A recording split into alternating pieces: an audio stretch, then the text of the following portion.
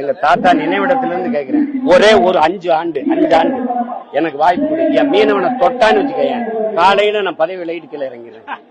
ஒரே ஒரு வாய்ப்பு கொடு.